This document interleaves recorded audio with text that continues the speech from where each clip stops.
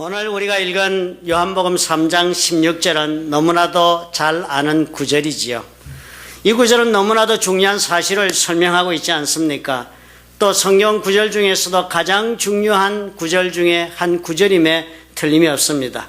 여러분이 잘 다니시는 패스트푸드점인 인앤아웃 버거 여러분 가보시면요, 소프트 드링크 여러분 사서 마시시고 그 잔을 그냥 버리지 마시고 뒤집어서 그 안쪽을 한번 보시면 작은 글씨로 John 3:16 이렇게 인쇄되어 있습니다. 요한복음 3장 16절이 그토록 중요하니까 우리가 그곳에서도 많은 사람들이 이 구절을 통하여 하나님을 증거하는 일에 사용하고자 하는 것입니다. 사실 가만히 생각해 보시면요, 이 구절의 내용도 대단히 엄청난 그 내용을 담고 있지만 우리 신앙인들이 이 구절에 대한 반응, 뭐라고 할까요? 우리가 이 구절을 들을 때마다 어떻게 내가 감정적으로 반응하고 있는가 하는 것도 한번 생각해 볼 필요가 있는 것입니다. 한번 여러분 생각해 보십시오. 이 구절은 무엇보다도 하나님께서 저와 여러분을 사랑하신다는 그런 내용을 전해주고 있는 것이 아닙니까? 그런데 그 사랑하는 내용을 설명하는데요, 얼마만큼 우리를 사랑하시는가 하면 자신의 그 아들을 우리를 사랑하기 위해서 죽음으로 내몰았을 정도였다 하는 것입니다. 그리고 이 사실을 우리가 믿는 모든 사람은 누구나 다 하나님의 그 사랑의 행위에 대한 결과를 누릴 수 있다 하시는 것이에요. 우리를 사랑하시는 그 하나님의 뜻을 따라서 예수께서 우리를 위하여 죽으셨다 하는 것을 믿는 모든 사람들은 그 사랑의 덕분에 영원한 생명을 누리게 된다 하는 구절이 3장 16절인 것입니다. 목숨을 바쳐 사랑했다 하시는 것이잖아요. 여러분, 누가 나를 사랑하기 위하여 그 목숨을 던져 죽어버렸다면 여러분 어쩌실 것입니까? 어쩔 수 있어요. 그래서 내가 언제 나보고 죽으라고 그랬어, 내가 어쩌라고 이렇게 간단히 말하고 넘어갈 수가 있겠습니까? 내가 모르는 사람이라 할지라도 나를 위해 죽었다면 문제는 심각해집니다. 그거 안 되는 것이거든요. 대단히 우리의 마음이 어려워지는 것입니다. 감정적으로 그냥 아무렇지도 않게 그런 일이 있어서 이러고 우리는 살 수가 없는 것이에요. 그렇다면 당연히요, 우리를 그렇게까지 사랑해 주신 이 하나님에 대하여 우리가 감정적 반응이 없어서는 안 되는 것입니다. 무엇인가 심각한 도전이 있어야 하는 것이에요. 신문에 간혹 나는 기사 중에 여러분 한국에서 그런 일이 있었죠. 사랑하는 아버지가 신장이 아주 나빠서 신장 이식을 하지 않으면 안 된다 해서 맞는 사람을 못 찾고 있었는데 그 아들이 자신의 신장을 하나 기증하기로 했다 하는 기사. 또 어떤 아버지는 암에 걸려서 간이 나빠서 죽게 됐는데 간 이식 수술을 하지 않으면 안 된다 그랬더니 그 딸이 아버지에게 간 이식을 위해서 일부 자신의 간을 기증했다, 그런 기사 대서특필되지 않았습니까? 그리고 사실 저희들도 많이 감동하지 않았어요? 참 부모를 사랑해도 많이 사랑하는구나, 장기를 기증했으니까. 그런데 하나님의 사랑은 무슨 장기 2개 있는 신장 중에 하나를 기증했다는 것도 아니고 또 자기가 가지고 있는 장기의 일부를 떼어주었다는 정도도 아니지 않습니까? 생명을 통째 목숨을 바쳐서 사랑했다 하는 것 아니에요? 목숨까지 바쳐 사랑했다면 이건 보통의 사건이 아닌 것입니다. 그런데요, 이런 목숨까지 나를 위해 바치신 그 예수님과 그리고 하나님에 대한 나의 반응은 지금 어떤가 하는 것입니다. 목숨까지라도 날 위해서 바치신 그 사랑 때문에 지금 내가 오늘 이렇게 살고 생명을 건진 것이라면, 그런 사랑을 받았다면 지금 내가 어떻게 해야 좋을까 한 번쯤은, 아니면 매일 그 생각하면서 사는 것이 정상이 아닐까요? 사실 세상에 이 젊은 부부들 이야기, 드라마에 그런 얘기 종종 나오잖아요. 서로 결혼해서 초기에는 보잘것없는 남편이었습니다. 그 남편을 성공시키기 위해서 아내가 죽을 고생하면서 헌신해서 그 남편 뒷바라지에서 그렇게 잘 출세시켜 놓았더니 남편이 출세하고서는 그 아내를 몰라라 하기만 했다 해도 그 스토리가 다 만들어지는 그런 연속극 드라마가 만들어지잖아요. 그때 다 보고 있는 사람 뭐라 그래요? 저 배은망덕한 저 사람, 우리는 이렇게 그 사람을 욕하면서 사람 취급을 하지도 않는 것이 이 세상인 것입니다. 목숨까지 바치면서 나를 살려놓은 하나님에 대해서 과연 어떻게들 하고 있는가 한 번쯤 생각해 보아야 하는 것 아닐까 싶습니다. 생각해 보니까 어때요? 저와 여러분, 너무너무 감사하다, 마음속 깊은 곳에서부터 그런 우러나오는 감동이 있어서 그렇게 우리 하나님 믿습니까? 아니면 뭐 그렇게 해서 사는 내 인생인데 절대로 이렇게 나는 살면 안 되지 않은 새롭고도 놀라운 결단을 가지고 무슨 목표를 정하고 각오를 가지고 살고 있습니까? 글쎄요. 하나님께서 우리를 사랑하신다는 말, 그래서 뭐 아들의 목숨까지도 나를 위해 바쳤다는 말 때문에 사실 얼마나 감동적으로 오늘 이 시간에 감동하면서 그 사랑을 생각하고 반응하고 그리고 자신의 삶을 다스려가며 사는 사람 과연 얼마나 있을까 의심스럽습니다. 우리가 말로는 다 할 수 있어요. 하나님 우리 정말 사랑하신대요. 저 그거 믿습니다. 그래서 그 아들 주셨다는 거 믿습니다. 그러면서 우리가 고개를 끄덕거리면서 점잖게 살아가는 것은 어려운 일 아닙니다.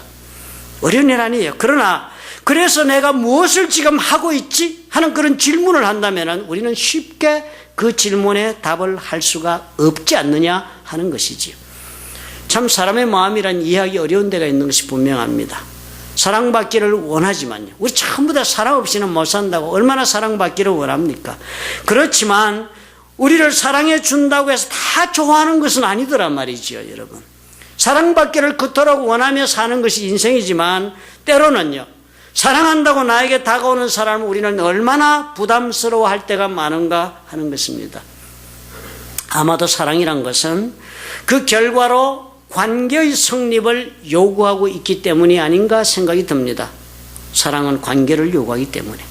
대개의 경우 여러분 사랑한다고 한번 달려들어 보십시오. 누구에게. 좋아서 내가 사랑한다는 것 때문에 상대방이 기절에 자빠지면서 안겨오는 사람보다는 도망가는 사람이 더 많을 수도 있다는 것 여러분 잘 아시지요. 이거 모르면 연애 못하지요. 뭐. 그저 내가 사랑하면 다 나 사랑해 줄 줄 알고 덤볐다가는 평생 독신으로 지내게 됩니다. 왜냐하면요. 상대가 나를 사랑한다는 그 사랑을 받아주려면 반드시 관계를 맺어줘야 하기 때문입니다. 그래서 무슨 애정 결핍증에 걸려있는 사람이가 아니면 사랑에 지금 크게 상처받아서 사랑의 수혈이 지금 필요한 경우가 아니라면 그저 무턱대고 사랑해 하는 말에 반응하면서 달려와 안겨주는 사람은 아무도 없습니다. 대개의 경우 어떻게 생각해요? 부담스러워 하잖아요. 부담스러워하기 마련이고 그리고 어떻게 마음속으로 계산해 보기에 마련인 것입니다. 사랑을 받아주면 관계를 이루어야 하잖아요. 그리고 관계를 이루고 나면 어떻게 돼요? 내 삶을 나누어 주어야 하니까요. 당연히 사랑의 비용을 우리는 먼저 계산해 보게 되는 것입니다. 그래서 그런지요. 삶에 부족한 것이 없는 사람들 대단히 예수 믿기 어렵습니다. 가족들이 아픈 사람 한 사람 없고 다 그냥 백세를 살 만큼 그냥 건강하고 뭐 늘 쓰고 싶은 만큼 돈도 저축이 돼 있고 그리고 뭐 다 사랑하는 사람끼리 다 모여서 살고 뭐 그런 사람들은 예수 믿기 어렵더라. 하나님 믿기가 너무나도 어렵더라는 우리가 얼마든지 발견하지 않습니까? 우리는 어떻습니까? 머리만 인정하고 그렇게 신앙생활 하면서 여러분 지내지는 않으십니까? 머리로만 인정하고 살면요, 뭐 의무를 다할 수 있다 이렇게 우리는 생각할 것입니다. 그렇지만 사실 머리로만 생각하는 그런 신앙은요, 의무를 다 감당하지도 못합니다. 바리새인만큼도 우리는 해내지 못해요. 해야 할 일 다 하느라고 힘만 썼지 결국 남는 보니까 내 모습이 위선으로 흘러가고 말았구나 하는 것을 발견하게 됩니다. 사랑은 이론이 아니기 때문이에요. 사랑은 머리로 하는 이론의 작업이 아니라 가슴으로 하는 실천의 덕목이기 때문인 것입니다. 하나님께서 나를 사랑하신다는 것, 그래서 그것도 목숨 바쳐 사랑하신다는 것, 이거 대단히 부담스럽지 않습니까? 정말 하나님의 도우심이 없이는 목숨을 잃을 뻔했던 사람이면 달라져요. 지금 내가 하나님의 도움이 없이는 1초도 내가 견딜 수가 없다 하는 그런 사람이라면 좀 달라질 것입니다. 그 사랑 받아들이는 거 자연스럽게 하실 수 있어요. 그러나 대개의 경우 하나님의 특별한 은혜를 입기 전에는 그 하나님의 사랑을 감정적으로 깊이 공감하면서 받아들인다는 것은 쉬운 일 아닙니다. 하나님 사랑 받아들이고 그래서 어떻게 하나님과 관계를 이루고 그래서 어떻게 해요? 우리 예수님 말씀하신 나도 하나님을 사랑한다 해야 한다는 그 말씀을 감동적으로 받아들여 실천하고 사는 일은 쉽게 우리가 일어나는 일이 아니다 하는 것 알고 삽니다. 신앙생활 하면서 그렇지만 우리는 결국 세 가지는 꼭 해야 해요. 제일 먼저 우리는 내 자신을 사랑해야 해요. 그리고 그 다음 우리는 하나님을 사랑해야만 합니다. 그리고 나아가서는 이웃까지 사랑해야만 우리의 이 땅에서의 삶이 하나님의 말씀대로 이루어진다고 예수께서 말씀하지 않으셨어요. 그게 우리를 향하신 하나님의 뜻이요. 또 그 사랑의 길이 하나님께서 동반하시는 길이요, 그것이 가는 목적지라고 주님 말씀하지 않으세요? 그래서 하나님께서 나를 사랑하는 그 사랑을 지금 내가 어떻게 받아들이면서 감정적으로 내가 어떻게 반응하고 있는가 하는 것이 대단히 중요한 일이 됩니다. 나를 목숨 바쳐 사랑하신다는데 나는 뭐예요? 깊이 깨닫지도 못하고 부담스러워서 신앙생활을 하면서, 그러다 보면 어떻게 해요? 적당히 피하면서 적당히 그저 뱀이 바위 사이 숲을 사이를 빠져나가듯이 지혜롭게 여러분 빠져나가는 신앙생활 하시지 않아요? 하나님 사랑하기 위해서는요, 먼저 하나님께서 나를 사랑하신다는 그 사랑을 내가 감정적으로 느낄 수가 있어야 할 수 있습니다. 최소한도 우리 하나님의 그 심정을 이해하고 공감할 수 있는 부분이 있으면 나도 하나님을 사랑하는 마음을 품을 수가 있게 됩니다. 나도 하나님을 사랑하며 살고 싶다, 그런 욕구가 마음속에 있는데 그런 감정은 일어나지를 않는데 어쩌란 말입니까 하는 분이 수도 없이 많잖아요. 하나님이 사랑하신다는 그 말이 참 이해가 되지 않아서 그런 것입니다. 그러니 공감이 안 되죠. 내 자신이 수도 없이 스스로 반문하고 해야지 하고 자신을 채찍질하는 그런 말씀이 아니에요. 하나님 사랑한다는 게 도대체 뭔데? 뭐 어쩌란 말이야? 뭐 이런 생각을 하면서 우리가 살아갈 때 한두 번이 아닌 것입니다. 오늘 여러분 우리 요한복음 3장 16절을 가지고 그 생각을 깊이 해보십시다. 하나님 사랑하기 위해서 먼저 하나님이 나를 사랑하신다는 그 사랑은 어떤 사랑일까? 우리가 한번 그걸 느껴볼 수는 없을까? 어떻게 감정적으로는 공감해 볼 수가 없을까? 그러려면 어떻게 해야 될까? 이 생각을 해보자 하는 것입니다. 만약 그래서 우리가 같이 하나님의 그 마음을 이해하고 공감할 수 있다면요, 머리로만 하나님을 믿는 머리 신앙이 아니라 가슴의 신앙으로 우리가 살아갈 수 있지 않겠어요? 얼마나 좋겠습니까? 사랑을 머리로 하면 고달퍼요, 가슴으로 하면 행복한 것입니다. 먼저 우리는요, 하나님의 사랑을 내가 가슴으로 이해하고 느낄 수가 있는 이유가 있다는 것을 우리가 알아야 합니다. 우리는 하나님의 사랑을 공감할 수 있는 그런 성품과 자질을 가지고 태어났습니다. 우리는 하나님께서 우리를 창조하실 때 어떻게 창조하셨다는지 여러분 창세기 1장 26절 9절을 여러분 기억하시지요? 하나님이 가라사대 우리의 형상을 따라 우리의 모양대로 우리가 사람을 만들자. 하나님 그랬습니다. 하나님께서 인간의 모습을 창조할 때 그것을 기록했는데 하나님께서 어떻게 사람을 만드셨다고요? 하나님의 형상을 따라서 하나님의 모양대로 사람을 만들자 하시고는 그렇게 만드신 것입니다. 뭐 하나님의 형상이 뭔데요? 구체적으로 하나님의 모양이 구체적으로 무엇인지요? 뭐 이렇게 생각하는 사람들은 뭐 많습니다. 학자들 간에도 이 설명은 서로 분분합니다. 뭐 그렇지만 그런 학자들의 복잡한 설명은 그만두고라도 영어 성경 NIV 성경을 여러분 보시면 간단히 이해할 수 있도록 번역해 놓았습니다. In his image, in his likeness 그랬습니다. 이미지를 따라서 그의 닮은 모양을 따라서 모양을 닮아서 이렇게 적어 놓았습니다. 이미지란 건 여러분 어떤 것이 이미지입니까? 눈을 감고 생각할 때 떠오르는 모습이 이미지입니다. 그렇잖아요? 여러분 집사님 어느 집사님 내가 생각할 때 그 집사님 어떤 분이지 얼굴을 보고 이렇게 생각하는 것이 아니라 눈을 감으면 떠오르는 모습이 있지요. 하나님 그러면 여러분이 그려지는 이미지가 있습니다. 하나님 애초에 우리를 만드실 때요, 아담을 만드실 때는 그렇게 만드셨대요. 하나님 하는 모습, 아담 보면 이렇게 생각하면 그게 하나님 모습이 아담에게 보이도록 아담을 만들고, 그리고 아담의 그 성품을 보니까 하나님의 성품과도 똑같이 그렇게 하나님이 창조해 놓으신 분이 그게 사람이었다고 그랬습니다. 처음에 그렇게 만들어진 것이 우리의 모습이에요. 그런데 이게 어떻게 됐습니까? 아담과 하와가 그럼에도 불구하고 자신의 뜻대로 살아보겠다고 선악과를 따먹고 나서 타락하면서 완전히 망가진 것입니다. 애초에 하나님께 창조한 하나님의 이미지와 하나님을 닮은 그 성품들이 완전히 깨어져 나간 것이에요. 마치도 3층 집 이렇게 멋진 양옥집이 폭탄을 맞아가지고 그냥 주저앉은 것처럼 인간이 그렇게 성품과 하나님 닮은 이미지가 깨어져 나간 것입니다. 집이 그렇게 깨어져 나갔지만 여러분 그런 집 다 막 무너진 것을 흩으면서 보면 그 밑에 무엇이 숨겨져 있어요?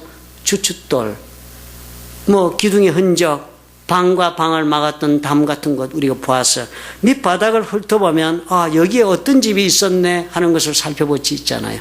그와 마찬가지로 우리 사람들에게도 그렇다는 것입니다. 우리가 정말 타락하고 이래서 하나님께서 우리를 창조하신 애초에 그 완전한 형상과 이미지를 닮은 것을 많이 잃어버렸지만 그래도 인간 속에는 남아있는 하나님의 흔적이 있는 것입니다.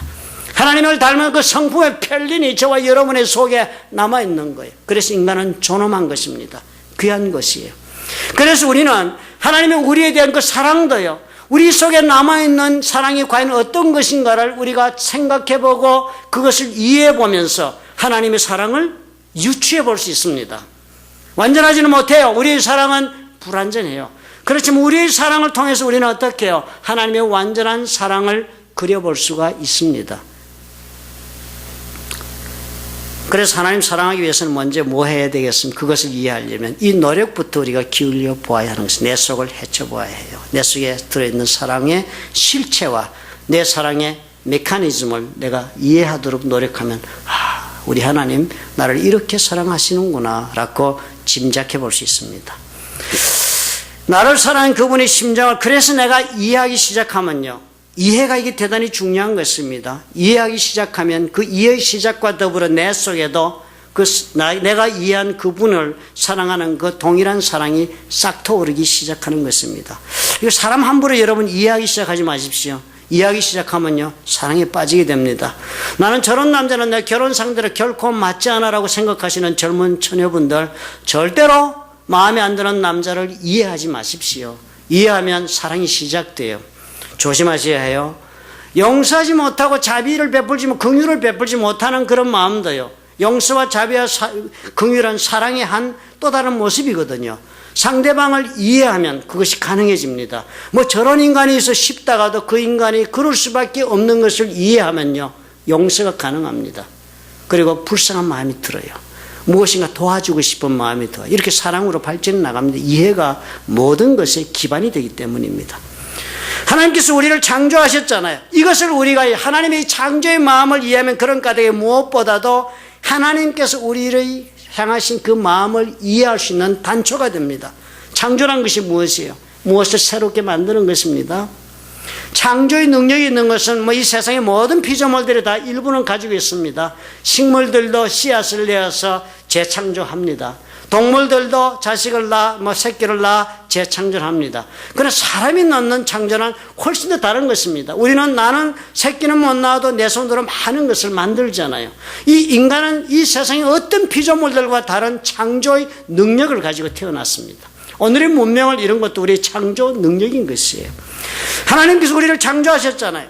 그런데 창조하신 그 하나님이 창조하신 이유가 성경을 보니까 사랑이라고 하시니까 하나님의 이 창조하신 것과 하나님의 사랑과는 긴밀한 관계가 있다는 것을 우리가 알지 않습니까? 그러니까 우리도요, 이 창조에 보면 내가 이 창조한 그 세상에 대해 내가 어떤 감정이 일어나는가를 살펴보면 우리가 하나님의 사랑도 창조하신 그 하나님 마음도 이해할 수가 있는 것입니다. 아무것도 만들어 보시지 않은 분은 모르실 거예요.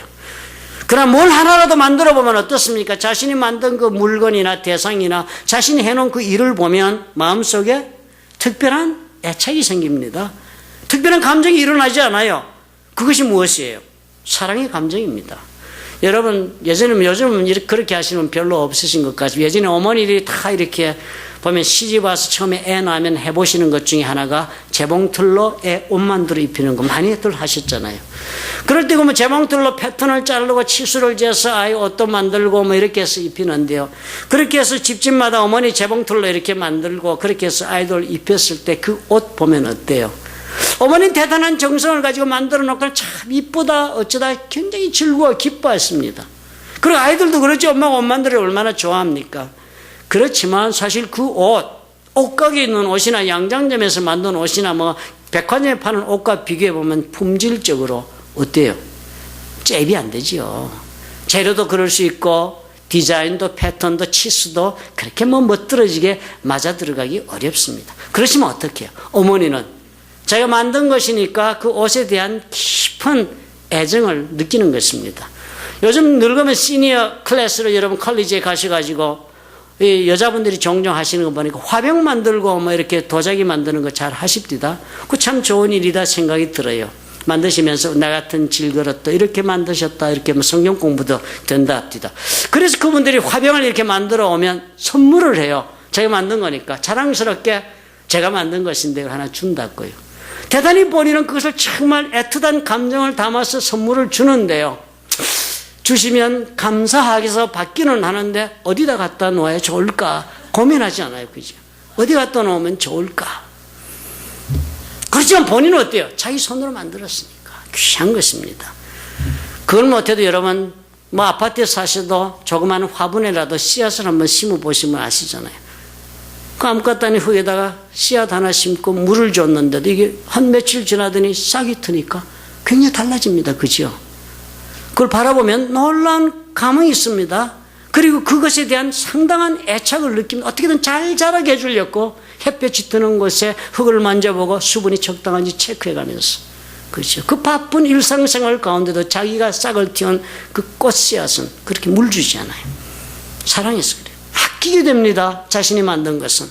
마음속으로 귀중하게 생각하게 되고요. 내 감정이 거기에 가서 어태치, 본딩이 일어나지 않아요. 그 모습이 어떻든지 그 재료가 어떻든지 뭐 이런 것이 문제가 아니지 않습니까? 뭐 그런 것에 대해서 우리는 관심을 그다지 가지지 않아요.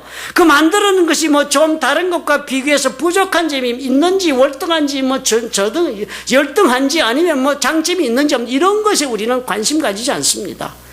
아무리 부족해도 뭐 어때요? 우리가 사랑하게 됩니다. 여자분들은 그런 면에서 남자들보다는 정말 큰 축복을 하나님으로부터 받으신 거예요. 아이를 낳는 일을 하시니까요. 창조 중에 창조를 하실 수 있는 특권을 가지고 계시니까. 남자들은 죽었다 깨나도 못합니다. 자기가 낳은 아들, 딸 어떻게 여러분 생각하세요? 무조건적으로 사랑하지 않아요. 잘나고 못나고 따지는 엄마 못 봤습니다. 키우면서 좀 더 능력을 배양해서 잘 살기를 바라서 막 채근은 하지만은 그렇다고 해서 그 자식이 능력 없게 장성했다고 해서 마음을 거둔 부모 못 봤습니다.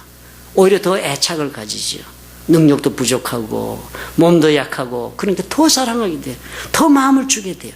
뭐 그 아이가 나한테 뭐 어쩌고 저쩌고 이런 거 일체 관계 없습니다. 무조건적으로 사랑해요.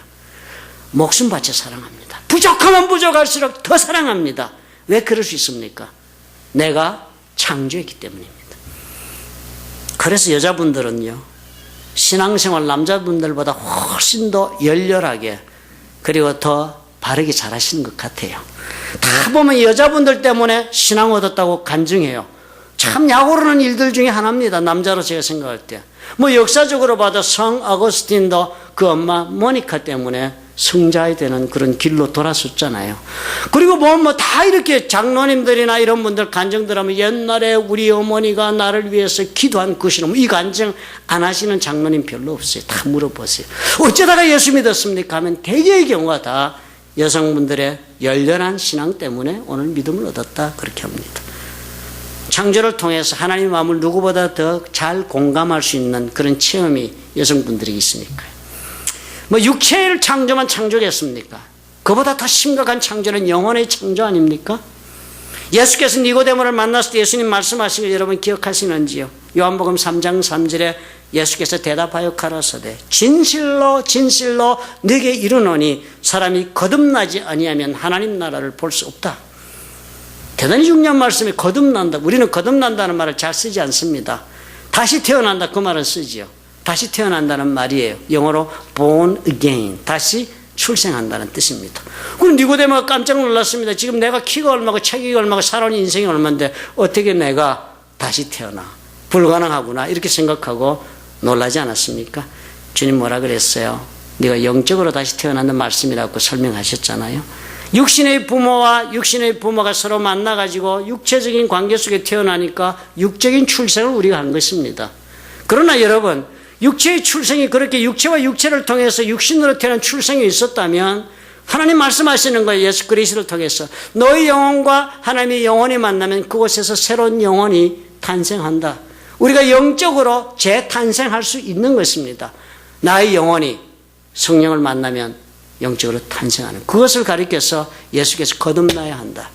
너희들이 영혼이 다시 주의 영혼을 만나가 다시 태어나지 않으면 절대로 하나님 나라 볼 수 없어 하고 말씀하셨어요.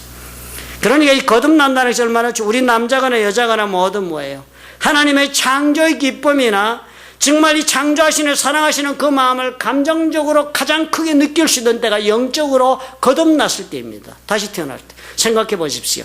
구원은 구원의 확신을 얻고 그리고 내가 정말 예수를 믿어 다시 새로운 생명이 되었다라고 믿는 사람 치고 자신을 저주하는 사람 보았습니까? 자신을 학대하다가도 예수를 믿게 되면 그때부터 자신을 사랑하는 사람으로 변화되지 않습니까? 놀라운 변화가 왜 일어납니까? 그 창조의 감격 때문에 그런 것입니다. 영혼이 거듭나도록 여러분 도와주셔도 합니다.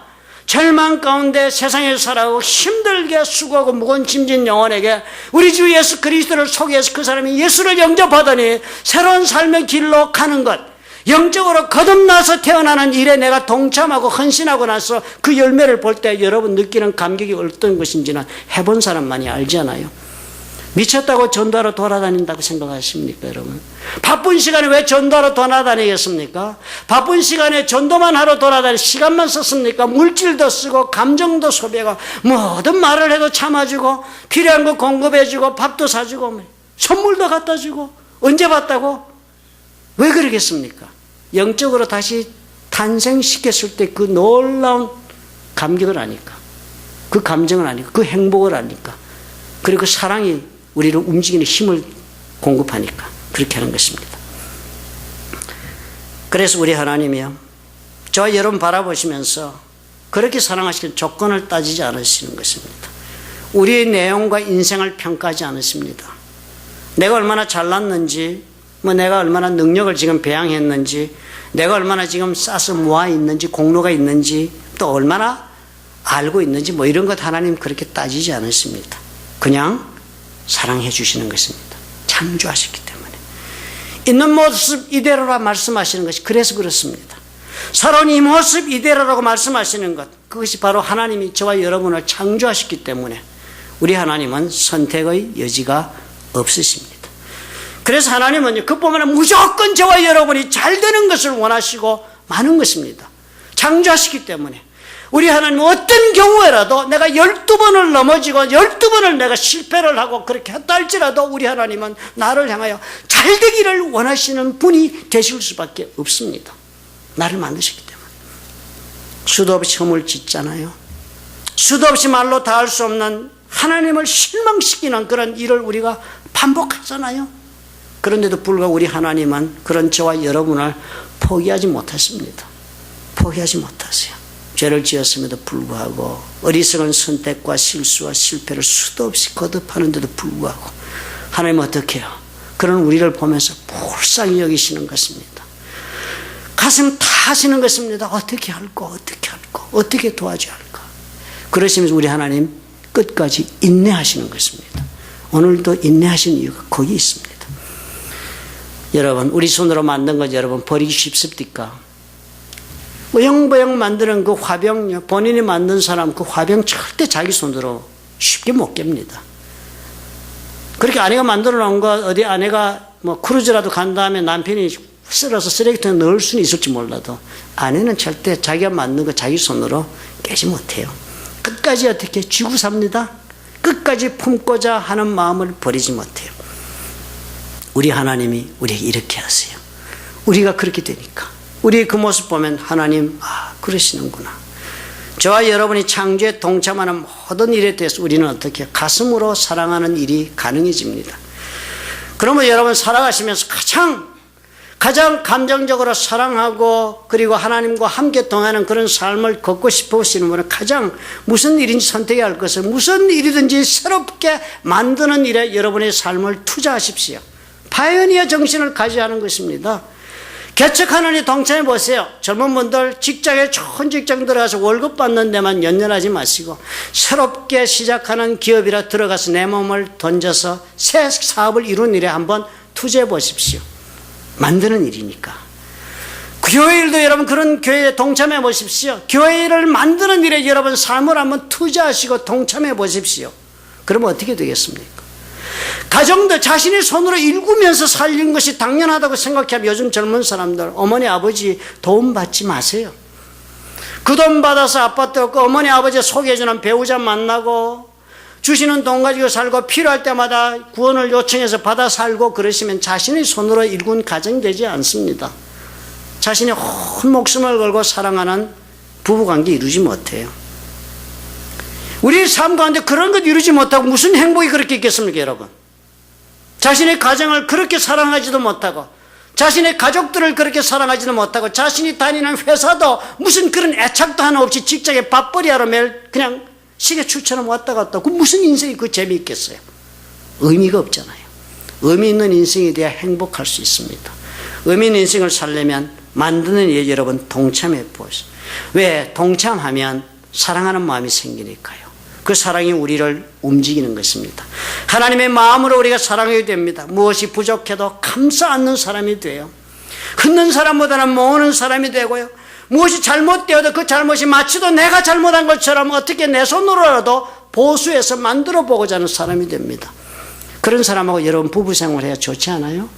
그런 사람하고 여러분 회사를 만들어야 좋지 않아요? 그런 사람하고 여러분 교회 다녀 그런 성도가 내 옆에 있어야 여러분 좋지 않아요?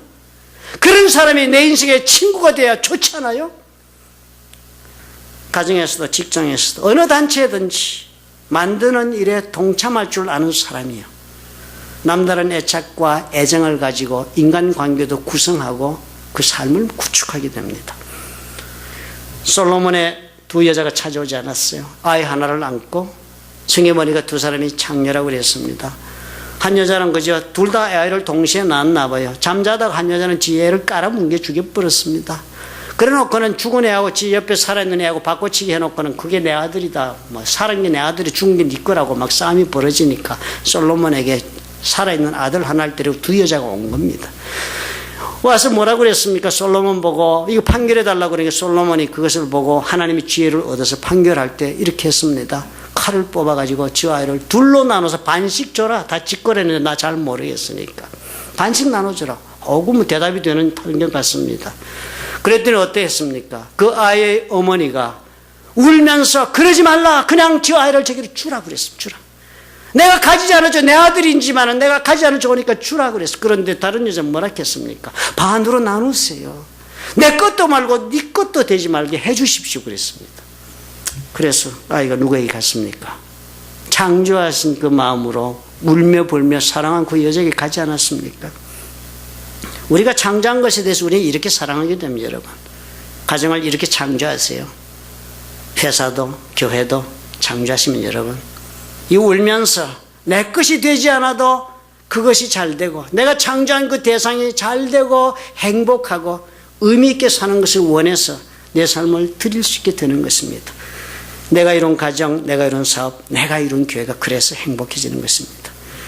이해되시지요? 이 마음 공감하며 여러분 느낄 수 있으시지요? 그러신 줄 압니다. 두 번째로 우리는 사랑의 대가를 지불해 보아야 합니다. 여러분 사랑을 위해 희생을 치러 보시면 감정적으로 하나님 사랑하는 거 쉬운 일이 됩니다. 여러분 쉬운 예로 여러분 시계방에 가서 여러분 시계 가서 한번 사보신 경험 있으십니까? 시계 얼마나 많아요. 저는 시계방 가서 이렇게 보면 참 이쁜 시계 많고 이런 시계 저런 시계 재밌는 시계 너무 많아요. 팔목시계. 그 바라보고 있으면 이건 이래서 좋고 저건 저래서 좋아. 참 망설이게 됩니다. 비싼 시계 보니까 비싸서 좋고 뭐 다 좋아요. 싼 시계는 싸구려라 마음껏 함부로 굴려도 좋을 것 같고 뭐 디자인 다 예쁘고 너무 좋아요. 그러나 이 시계를 다 살 수는 없더라고요. 다 사면 내가 시계방 차려야 되니까. 여자분들 그렇겠죠. 보석방과 보석상에 가시면 다이아 반지 이 다이아 반지 저 다이아 반지 막 뭐 루비 반지 사파이어 반지 오팔 반지 막 바르면 다 좋지. 그러시면 여러분 다 못 사지요? 다 안 사지요? 왜요? 다 사시면 보석장 사야 되니까. 그래서 하나만 골라 삽니다. 자기 형편에 맞겠다 해서 그것에서 돈을 지불하고 삽니다. 시계를 사봤습니다. 그래서 내가 지불한 다음에 시계를 사가지고 내 것이 된 시계를 가지고 집에 왔습니다. 시계를 가만히 열어서 보니까요. 진열장에 많은 시계를 바라볼 때 그때 바라봤던 그 이 시계가 이 시계에 대해 느꼈던 그때 내 감정과 돈을 지불하고 지금 사와서 집에서 여러분 이 시계에 대한 내 감정의 무게는 엄청 다르더라는 것입니다. 진열장 속에 있었을 때보다 내 것이 된 이 시계가 대단히 귀중하고 대단히 좋아 보이고 대단히 애착이 가더라 하는 것입니다. 같은 시계였잖아요. 왜 그랬을까요? 내가 대가를 지불하고 내 것으로 만들었기 때문입니다. 하나님께서 저와 여러분을 사랑하시는 그 사랑은 대가를 엄청 지불하고 획득하신 사랑입니다. 그래서 하나님 사랑하신대요. 대가를 많이 지불했어요. 저와 여러분 살렸고 목숨값을 직접 자신의 목숨으로 지불했다 하니까요. 우리가 적은 돈으로 산 물건도 이렇게 애착을 품는 것이 쉬운 일인데, 그죠? 적은 돈을 두고 산 것 사서 내 것으로 만들 이렇게 사랑하게 되는 이 마음인데, 우리 하나님이 우리를 향하신 그 사랑의 마음은 이보다 비교할 수 없을 정도로 클 수밖에 없겠구나. 그거 짐작 못하면 여러분 감정에 질병이 생긴 것입니다. 우리가 돈을 주고 산 물건에 애착을 가지고 아끼는 것처럼, 그래서 같은 물건이 수도 없이 세상에 존재하잖아요. 나보다 더 잘생기고 나보다 더 좋고 능력 있고 더 가진 것 많고 더 그럴듯한 인물 수도 없이 많은데도 불구해도, 그죠? 그런 시기가 많았지만 내가 이 시기에 골랐던 것처럼 하나님은 나를 고르시고 지불하고 사신 것입니다. 그래서 하나님은 어떻게 해요? 나를 사랑하시는 거예요. 공감이 갑니다. 그렇죠? 하나님 그러니까 어떻게 해요? 저와 여러분을 애지중지하며 쓰다듬으시며 좋아하세요. 우리는 어떤 모습으로 어떻게 내가 내 자신을 어떻게 보든지 간에 하나님은 좋아하세요. 세상이 최고라서 그럽니까? 아닙니다. 대가를 지불하고 샀기 때문에 그렇습니다. 예수님이 그래서 그런 표현을 하신 거예요. 마태복음 20장 28절에 주님이 그래서 이렇게 말씀한 겁니다. 인자가 온 것은, 예수께서 이 땅에 온 이유는 섬김을 받으려 함이 아니라 도리어 섬기려 하고 자기 목숨을 많은 사람의 대속물로 주려고 오셨다. 예수님이 왔는데 이 땅에 많은 사람들의 대속물로 자신의 목숨을 주려고 왔다고 그래서 이 대속물 영어로 보시면 여러분 ransom 이렇게 적혀 있습니다. 소말리아 해적들이 막 배 납치해가지고 잡아가면 그 다음 뭘 요구해요? 여러분 신문 보면 영자 신문에 나오지요. ransom을 요구했다. 몸값을 요구했다 그랬습니다.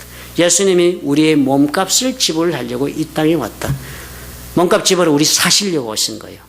그러니까 여러분 예수 믿었다 하는 것, 예수 그리스도 지불한 몸값으로 내가 자유함을 입고 내가 하나님의 자녀가 되었다는 사실은 뭐예요? 내가 주님에게 팔림을 받아 간 것입니다. 노예가 예전 주인에게 풀려나서 몸값을 주고 그 노예를 사면 지불한 사람이 그 노예의 새 주인이 되는 것처럼 저와 여러분이요, 하나님 예수님이 나의 새 주인이 되신 것입니다. 하나님이 왜 우리를 이토록 사랑한지 여러분 공감이 가지 않아요? 이런 마음이 하나님의 사랑의 마음을 이해하고 나면 여러분 우리 나머지 결론은 간단합니다. 어떻게 살아야 할까? 간단한 결론이 우리를 기다립니다. 하나님 사랑하며 사는 거 뭐 그렇게 쉽게 할 수 있습니다. 어렵지 않습니다. 이 감정적 우리가 이해하면, 하나님 마음이 이해하면 그 다음 뭐예요? 나를 그렇게 사랑하는구나. 그러면 내가 그렇게 상대에게 사랑을 베풀어 상대방이 뭐 하기를 우리가 원합니까? 그 내 사랑을 그저 사랑대로 믿고 받아주고 나에게 반응해주고 나와 함께 관계를 맺고 인생을 나누며 살아가는 것 이상 우리가 요구하는 거 있습니까? 우리 자식들이 그것 이상 요구하는 게 있습니까? 없습니다. 우리 하나님 우리에게 뭐 요구해요? 그것 이상 요구하시는 거 없습니다. 하나님 사랑을 사는 것이 이렇게 간단한 거예요. 그저 하나님 신뢰하는 거예요. 의심하지 말고 자꾸 하나님 의심에 뒤집어 보려고 그러지. 무슨 계획이 있는 거 아니야? 무슨 복잡하게 나를 이래가지고 어떻게 잘못해서 내가 그냥 그냥 고된 숨쉬게 만들려고 하는 거 아니야? 내 지갑을 이렇게 털어가가지고 그냥 하나님이 무슨 이득해 이런 생각하지 말고 날 사랑하시는구나. 나를 위해 좋은 것 다 하실 것이구나. 가장 최선의 삶을 하나님은 주시려고 애쓰시는구나. 이건 믿자. 이 믿음 가지고 맡기는 거예요. 그리고 어떻게 해요? 하나님과 함께 동행하면 되는 것입니다. 주께서 인도하시겠다고 그랬잖아요. 한 걸음씩 인도하시겠다고 그랬잖아요. 내일 무슨 일 오늘 안 알려주면 난 오늘 안 살게 자살할래 이러지 말고 하나님이 인도하신다니까. 오늘 보여주신 만큼 순종하고 걸어보지요. 이것이 사랑하는 자에 대한 반응입니다. 남편이 보고도 열심히 벌어서 밥 먹이는 남편에게 1년 뒤에 네가 나한테 어떻게 해줄지 나한테 확실히 보이지 않아. 난 너하고 안 살아. 이런 여자와 똑같이 신앙생활 하지 마십시오. 오늘 하루 주신 것으로 족하다. 오늘 주께서 나에게 주시는 만나로 내가 오늘 산다. 맡기는 거예요. 이것이 하나님 사랑하는 자가 살아가는 모습 아니겠습니까? 태국의 치앙마이라는 도시에 가면요, 치앙마이 여러분 많이 들으셨죠? 저는 미얀마 선교 가면 태국에 예전에 우리 하룻밤 머물러서 비행기 갈아타고 갔습니다. 마음이 바빠갖고 그 태국이 좋은 데 많다고 사람들이 많이 말하는데 뱅콕 복잡한 데 있다가 가고 이랬습니다. 그때 좀, 그래, 하루 좀 이렇게 100불 주면 치앙마이 갔다 온다 할 때, 그래, 가서 한 2박 3일 해도 2, 300불이면 한다는데 가봤으면 좋았을 텐데 못 가봤습니다. 좋은 휴양지라고 그래요. 근데 거기에 가면 관광객들이 많이 찾아가는 집 중에 이름이 사누크라 하는 집이 있답니다. 그 태국말로 그 사누크라는 것이 영어로 번역하면 fun house, 즐거움 집, 이런 뜻이라고 뭐 번역할 수 있답니다. 그런데 이 집에 들어가면 왜 관광객들이 찾아오냐면 그 집에 들어가면요, 나이가 많은 여러 층의 그 나이가 있는 서로 다른 사람들이 어울려서 직조를 하는 곳이라고 하면 천을 짠대요. 태국 같은 데 가면 여러분 비단 같은 거 많이 짜는 거 보면 손으로 짜서 그렇게 하는 이 집에서 그 직조를 하는 것을 보러 사람들이 온대요. 그런데 그 있는 사람 중에 한 사람 한 25살 정도 되는 태국 청년의 이름이 보딘트얼 바인이라는 청년이 있다고 합니다. 이 사람 뭐 성품도 발랄하고 그런데 뭐 걷는 것도 좀 이상하게 뒤뚱거리고 팔짝거리고 걷고 막 항상 24시간 미소 짓고 있고 그래가 좀 보면 좀 색다른 그런 사람이라서 쉽게 지나치지 못하고 그 사람이 직조하고 있는데 사람들이 많이 이렇게 그 주변에 의자를 끌어다 앉아서 천을 짜는 거 구경을 한답니다. 그래서 책을 쓴 사람도 그 자리에 가서 의자를 끌어앉아서 이 바인이라는 청년이 직조하는 모습을 같이 올려보았습니다. 사람들이 이 사람을, 그 동료들은 이름을 별명을 투라고 지어서 부른대요. 투는 이 구경하는 사람들이 막 하면서 막 말을 많이 한대요. 나는 거대한 파도를 짜고 있습니다. 뭐 컬러풀한 파도의 패턴을 나는 정말 짜고 싶습니다. 이번에는 거대한 대양처럼 오션, 큰 바다처럼 그런 커다란 천을 내가 짜고 싶습니다. 그리고서는 내가 짠 그 천 위에서 얼마든지 내가 뛰어놀 수 있고 또 그 천 속에서 헤엄을 치는 그런 꿈을 꾸고 있습니다. 뭐 이런 얘기를 하는 거예요. 그러면서 막 소리를 또 웃으면서 막 내가 지금 직조하는 방법은 일본식 방식이 뭐 사오리 방식으로 내가 천을 짜는 뭐 이렇게 자랑도 하고 막 그런데요. 그런데 가만히 보면 이렇게 천을 짜고 있는 투 말고도 그 주변에 12명 정도의 다른 사람들이 투의 주위에서도 같이 이렇게 천 직조기를 놓고 천을 짜고 있는 일을 발견할 수 있답니다. 그런데 각자 보면 다 열심히 뭐 자기 혼자 뭐 디자인을 하고 뭐 이러면서 자기 나름대로 천을 생각을 해가면서 짜고 있다고 합니다. 근데 놀라운 것은요, 이렇게 13명 정도의 천을 짜는 사람들이 있는데 다 그 13명의 육체적인 disabilities, 신체 부자유자들이라고 합니다. 그 중에서 이 13명 중 6명은 다운 신드롬, 발달 장애라고 합니다. 그죠? 지체, 발달 장애야. 그 중에 또 한 명은 autistic, 자폐합니다.